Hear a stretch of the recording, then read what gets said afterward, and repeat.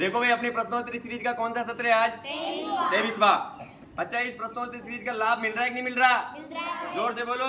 हाँ, हम चीजों को समझते जा रहे हैं। आज के जो 5 प्रश्न हमें मिले हैं, देखो क्या है। पहला प्रश्न, राष्ट्रपति अपना त्याग पत्र किसे देता है? उपराष्ट्रपति को। अच्छा, अगर उपराष्ट्रपति को त्याग पत्र देना है तो वो किसको देगा? वो राष्ट्रपति को देगा, यानी दोनों एक दूसरे को देंगे। समझ में आया? त्याग पत्र मतलब पद से हटने के लिए एक लेटर देना।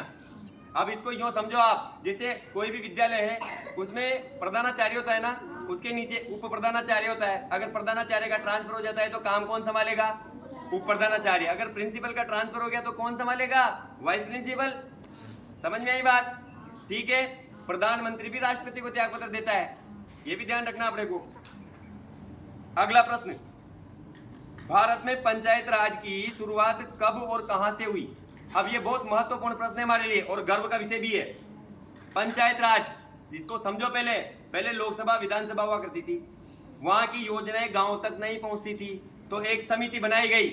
किसके लिए? कि यार गांव के लोगों को लाभ मिल रहा है कि नहीं मिल रहा है योजनाओं का। उसके लिए एक समिति बनाई, उसके अध्यक्ष थे बलवंत राय मेहता। कौन थे?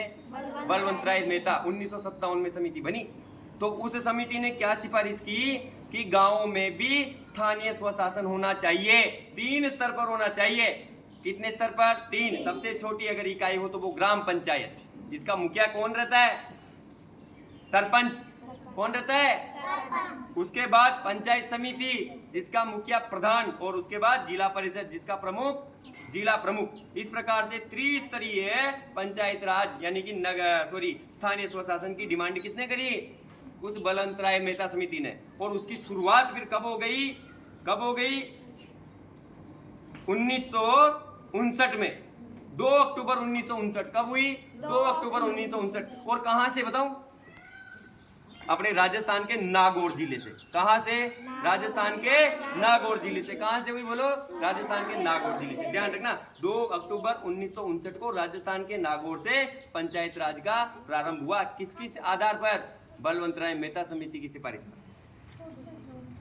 अगला प्रश्न है, भारत में निर्वाचन आयोग की स्थापना कब हुई? अब निर्वाचन आयोग क्या करवाता है जानते हैं ना अपन? वोट डलवाता है ना निर्वाचन आयोग। भारत का निर्वाचन आयोग वोट डलवाता है। अब सबसे पहले हमें पता होना चाहिए कि भारत में आम चुनाव कब हुए थे। मैंने बताया था तुम्हें जब हमने वो पढ़ा था प्रस्तावना, 1951-52 में। आम चुनाव कब हुए थे? 51-52 में। तो आम चुनाव जब हुए तो फिर निर्वाचन आयोग पहले गठित हुआ होगा बाद में? बोलो। पहले। तो कब गठित हुआ था? ये गठित हुआ था 25 जनवरी 1950। कब गठित हुआ बोलो? 25 जनवरी 1950, यानी संविधान लागू होने के एक दिन पहले, 25 जनवरी 1950 को। और इसीलिए हर साल हम 25 जनवरी को राष्ट्रीय मतदाता दिवस मनाते हैं। क्यों मनाते हैं? क्योंकि उस दिन हमारा भारतीय निर्वाचन आयोग गठित हुआ था। आई समझ में? उस दिन उसकी स्थापना हुई थी। अगला प्रश्न, वर्तमान में सर्वोच्च न्यायालय के मुख्य न्यायाधीश कौन है? अब आपको जानकारी नहीं होगी। जो सुप्रीम कोर्ट है ना, सुप्रीम कोर्ट ऑफ इंडिया, वहां के चीफ जस्टिस कौन है? उनका नाम है न्यायमूर्ति सूर्यकांत। बोलो, न्यायमूर्ति सूर्यकांत। वो सर्वोच्च न्याय करने वाले व्यक्ति हैं, इसीलिए उनको न्यायमूर्ति संबोधित किया जाता है, न्यायमूर्ति सूर्यकांत। और ये भी याद रखना, ये 53वें मुख्य न्यायाधीश हैं।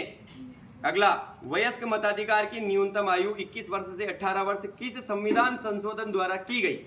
देखो, पहले 21 साल का होता था आदमी, कोई भी व्यक्ति, तब वोट देता था। पर एक संविधान संशोधन हुआ और ये उम्र 21 से घटा करके कितनी कर दी? 18। कौन सा संविधान संशोधन? बोलो, 61वां। कब हुआ था ये हुआ था 1988 में। कब हुआ था बोलो? 1988 में। मेरा उद्देश्य है तुम्हारी समझ बने। ये विद्यालय चाहता है कि तुम अच्छे से समझो और केवल रटना नहीं, समझ करके हमें संविधान को क्या करना है? अंगीकृत करना है हमें भी। और कहां जाना है? संसद। क्या लेने? संसद का दर्शन करके गर्व महसूस करने। बोलो, भारत माता की जय।